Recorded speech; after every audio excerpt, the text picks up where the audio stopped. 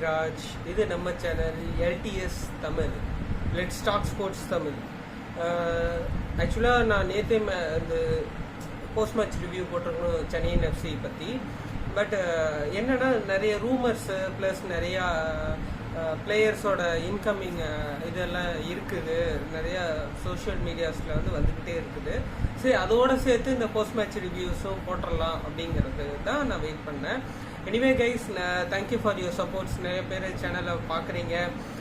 Please do subscribe this channel. பக்கத்துலேயே bell button இருக்கும், bell பட்டனை இது பண்ணுங்கள், லைக் பண்ணுங்கள், கமெண்ட் பண்ணுங்கள், share to your friends and family members. Also உங்களோட CFC ஃபேன்ஸ், உங்களோட ஃப்ரெண்ட்ஸ்க்கு எல்லாத்துக்கும் ஷேர் பண்ணுங்கள். அதே மாதிரி இதே லெட்ஸ் டாக் ஸ்போர்ட்ஸ் தமிழில் நான் ஒரு கிவ் அவே மாதிரி கொடுப்பேன். டிக்கெட்ஸ் சென்னையின் சூப்பர் கிங்ஸ் மேட்ச்க்கு, ஹோம் மேட்சஸ் மட்டும். பார்ட்டிசிபேட் பண்ணுறதுக்கு ஒரே ஒரு கண்டிஷன் தான், இந்த சேனலை சப்ஸ்கிரைப் பண்ணும், லைக் பண்ணுங்கள், கமெண்ட் பண்ணுங்கள், share to your friends and families. அதோட ப்ரொசீஜர் என்னன்னு உங்களுக்கு நான் லேட்டராக அது ஒரு தனி வீடியோவை நான் கொண்டு வரேன் உங்களுக்கு, எப்படி அதை இது பண்ணோம். லக்கி வின்னர்ஸ்க்கு என்னால் முடிஞ்சதுக்கு நான் டிக்கெட்ஸ் நான் வாங்கி தர மாதிரி பார்க்குறேன். சரி, come back to Chennaiyin FC versus Odisha FC. Chennaiyin FC இந்த மேட்ச் பார்த்திங்கன்னா எனிவே நம்ம ஒன் கோல் லீடில் நம்ம ஜெயிச்சிட்டோம். அதே மாதிரி பார்த்திங்கன்னா Odisha after 13 continuous win draw அவங்க லூஸ் பண்ணல. 13 மேட்சஸ் தொடர்ச்சியாக அவங்க ஒரு லாஸ் இல்லாமல் வந்துகிட்டு இருந்தாங்க. ஃபைனலாக சென்னையின் எஃப்சி கூட தோத்துட்டாங்க. ஹியூஜ் இது என்னன்னா ஒரு ஹியூஜ் மோட்டிவேஷன் ஃபார் சென்னையின் எஃப்சி, ஆல்சோ ஃபேன்ஸ். இது ஒரு சர்ப்ரைஸ் ட்ரீட்டாக இருக்கும். இப்போ சென்னையின் எஃப்சியோட ஒடிஷா எஃப்சி கூட விளையாடும் போது நம்ம ஸ்டார்டிங் 11 பார்க்கலாம். வழக்கம் போல் பேக்கில் பார்த்தீங்கன்னா நம்ம கோல் கீப்பராக தேவ்ஜித் இருந்தார். ரைட் பேக்கில் நம்ம அங்கித், அப்புறம் சென்டர் பேக்கில் நம்ம ரயனு லாசரும், லெஃப்ட் பேக்கில் ஆகாஷ் அங்வாங் விளையாண்டார். அது இல்லாமல் சென்ட்ரல் மிட்ஃபீல்டில் டிஃபென்சிவ் மிட்ஃபீல்டில் பார்த்தீங்கன்னா கவுனாஷீல்டும் ஆயுஷ் அதிகாரியும், அதே மாதிரி லெஃப்ட் விங் ரைட் விங்கில் பார்த்தீங்கன்னா நிந்தாயும் வின்சியும், சென்ட்ரல் அட்டாக்கிங் மிட்ஃபீல்டில் நம்ம ரஃபேல் கிரிபல்லாரோ. ஆனால் இதில் டிஃப்ரெண்ட்டான ஒரு டாக்டிக்ஸை யூஸ் பண்ணியிருந்தார். என்னன்னா ஃபாரூக் சௌத்ரி ஒரு சென்டர் ஃபார்வர்டாக யூஸ் பண்ணியிருந்தார். அது நிறைய பேர் என்ன சொல்கிறாங்க, நிறைய ஃபேன்ஸ் என்ன சொல்கிறாங்க, ஒரு ஃபால்ஸ் ஸ்ட்ரைக்கர் மாதிரி.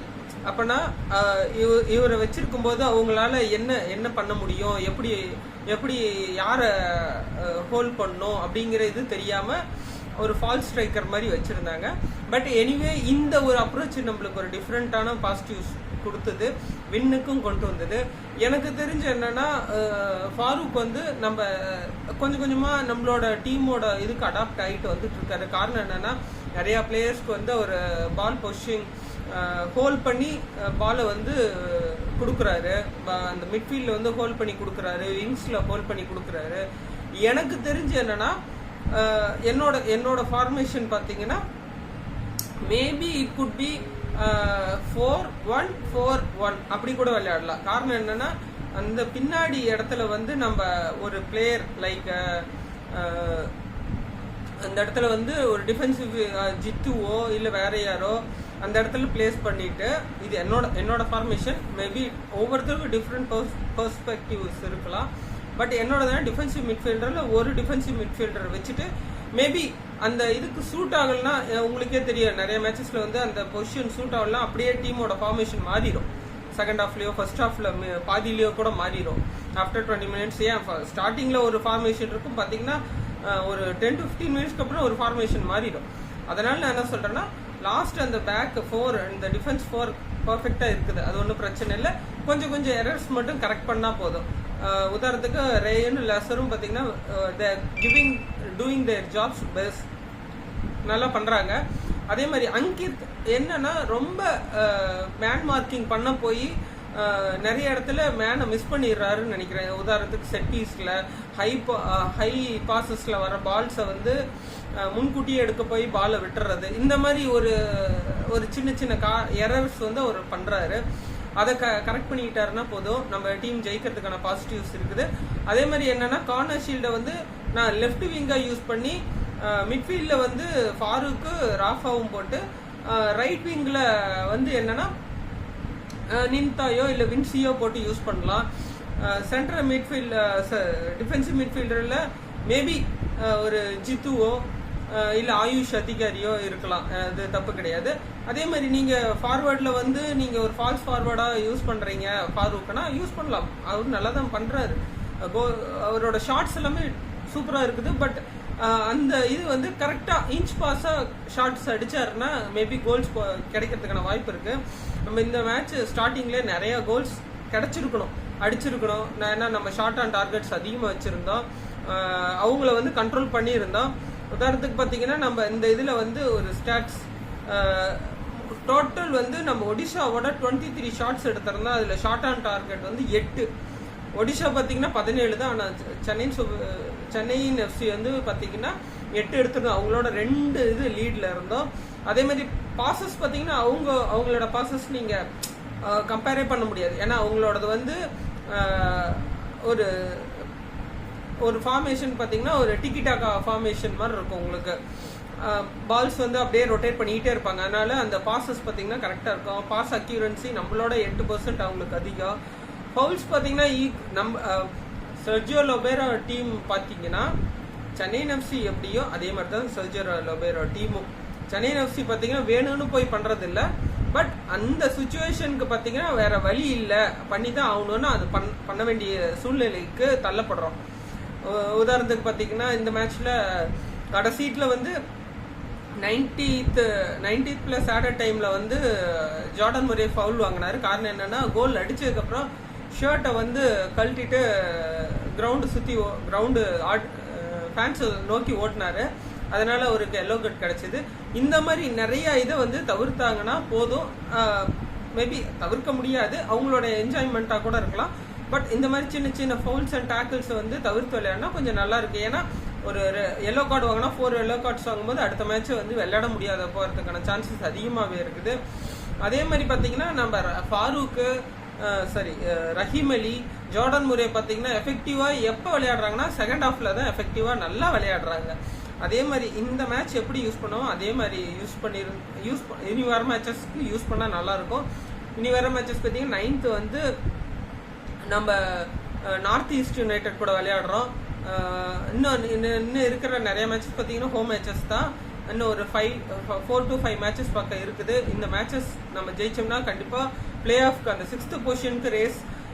ஏன்னா நேற்று நடந்த மேட்ச் ஹைதராபாத் வெர்சஸ் 9th அன்னைக்கு ஹைதராபாத் வெர்சஸ் சென்னையின் சூப்பர் கிங்ஸு மன்னிக்கணும், சென்னை சூப்பர் கிங்ஸ்னு வருது. சென்னையின் FC versus Hyderabad FC 9th நம்ம ஹோமில் நடக்குது. அதனால் பார்த்தீங்கன்னா அவங்களையும் நம்ம சாதாரணமாக எடுக்கணும். குறிப்பாக அதில் வந்து பார்த்தீங்கன்னா ஃபுல்லுமே யங்ஸ்டர். அதனால் நம்ம அவங்கள ஏன்னா நார்த் ஈஸ்ட் யுனைடெட் கூடயே பார்த்தீங்கன்னா அவங்க 2-2 ட்ரா பண்ணாங்க. அதனால் நம்ம ஒரு டீமை அனலைஸ் பண்ணி தான் நம்ம அந்த இடத்துக்கு இறங்கணும். அதனால் நம்ம வந்து அதுக்குரிய ஒரு பிளான்ஸ் அண்ட் ஒர்க் அவுட்ஸ் எடுத்து பிளேயர்ஸ்க்கு அந்த இன்டென்ட் கொடுத்து ட்ரைனிங், பர்ஃபெக்டான ட்ரைனிங்கை, ஃபிட்னஸ் இதெல்லாம் இது பண்ணி ஃபிட்னஸ் ஒர்க் அவுட்லாம் கொடுத்து அடுத்த மேட்ச் 9th அன்னைக்கு ஹைதராபாத் எஃப்சி கூட அந்த மேட்ச் நம்ம விளையாண்டு மறுபடியும் நம்ம ஜெயிச்சுக்கிட்டே போனோம்னா மேபி நம்ம பிளே ஆஃப் குவாலிஃபை ஆகிறதுக்கு ஹை சான்சஸ் இருக்குது. ஏன்னா தொடர்ச்சியாக 5 மேட்சஸ் ஜெயிச்சோம்னா நம்மளுக்கு பாயிண்ட்ஸ் டேபிளில் இப்போ நம்ம அந்த 6th பொசிஷனுக்கு போட்டி போட்டுட்டு இருக்கிறோம். மேபி இந்த 6th பொசிஷனுக்கு இந்த மேட்சஸ் ஜெயிச்சோம்னா கண்டிப்பாக கிடைக்கிறதுக்கான பாசிபிலிட்டிஸ் அதிகமாகவே இருக்குது. அது மட்டும் இல்லாமல் என்னென்னா கோச் நிறைய பாசிட்டிவ் சைனிங்ஸ் கொண்டு வர மாதிரி எனக்கு. ஏன்னா ஈஸ்ட் பெங்கால்லேருந்து மந்தா தேசாய், மும்பை சிட்டி எஃப்சியிலிருந்து குர்கீரத் சிங்கு, அடுத்து ஏடிகே மோகன் பகான், கியான் நசிரி, அப்புறம் நீங்களாம் நிறைய பேர் இது பண்ணியிருப்பீங்க நாம்தேன்னு நினைக்கிறேன். அவரும் வந்து இந்த சைனிங் ரூமர்ஸில் இருக்கிறாங்க சென்னை எஃப்சி கூட.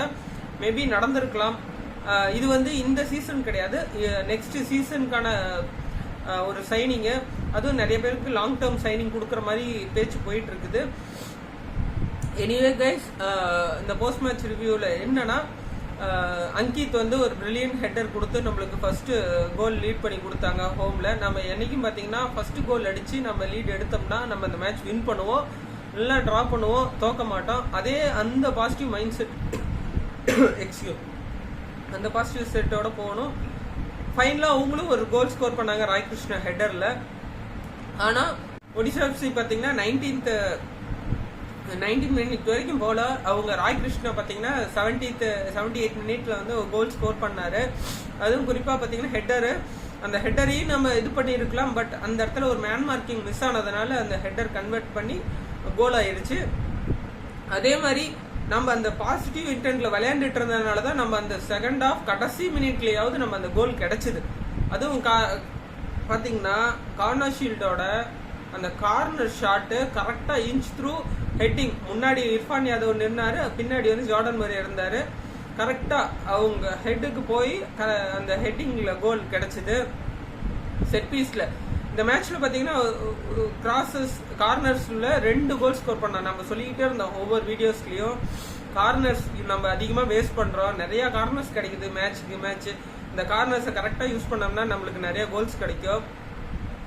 அதனால எனிவே கைஸ், இதோட நான் முடிச்சுக்கிறேன். எனக்கு கொஞ்சம் உடம்பு சரியில்லை. அதனால இனி வர சென்னை எஃப்சி மேட்சஸும் அப்கமிங் ஐபிஎல் சிஎஸ்கே மேட்சஸ் பற்றி ரிவ்யூஸு ப்ளஸ் அதோட கிவ் அவேஸ் வீடியோஸையும் இதில் பதிவு. Please do subscribe this channel. உங்கள் ஃப்ரெண்ட்ஸ் அண்ட் ஃபேமிலிக்கு ஷேர் பண்ணுங்கள். அதே மாதிரி நிறைய பேர் வீடியோ பார்க்குறீங்க, ஆனால் லைக் பண்ண மாட்டேங்கிறீங்க, சப்ஸ்கிரைப் பண்ண மாட்டேங்கிறீங்க. என்னோட பணிவான வேண்டுகோள் என்னன்னா, please do subscribe this channel. இதுவும் நான் யார் மனதையும் புண்படுத்துகிற மாதிரி ஏதோ பேசியிருந்தேன்னா மன்னிச்சுக்கோங்க. ப்ளஸ் அது இல்லாமல் என்னன்னா, இனி வர சிஎஃப்சி மேட்சஸ் அண்ட் சிஎஸ்கே மேட்சஸோட ரிவ்யூ, பாசிட்டிவ்ஸ், நெகட்டிவ்ஸ், ப்ளஸ் இந்த மேட்ச்சில் எப்படி விளையாண்டுருந்தா நம்ம ஜெயிச்சிருக்கலாம் அப்படிங்கிற ஒரு வீடியோவும் போடுறேன். ஸ்ட்ரென்த் அண்ட் வீக்னஸ் பற்றியும் போடுறேன். ஆப்போனண்ட்டோட ஸ்ட்ரென்த் என்னங்கிறத பற்றியும் ஒரு ரிவ்யூஸ் கொடுக்குறேன். அதனால ப்ளீஸ் டூ சப்ஸ்கிரைப் அண்ட் எல்லாரும் சேஃபாக இருங்க. ஏன்னா இப்போ வெயில் காலம் ஆரம்பிக்குது. ஏன்னா ஃபீவர், கோல்டு, இந்த மாதிரி காஃப், இது மாதிரி நிறைய இடத்துல ஸ்ப்ரெட் ஆகிட்டு இருக்குது. ஃபீவர், வைரல் ஃபீவர் மாதிரிலாம் வருது. அதனால ப்ளீஸ் டூ சேஃப். வீட்டில் இருங்க. அதே மாதிரி பப்ளிக் பிளேஸில் போகும்போது மாஸ்க் யூஸ் பண்ணுங்க. Anyway guys, thank you.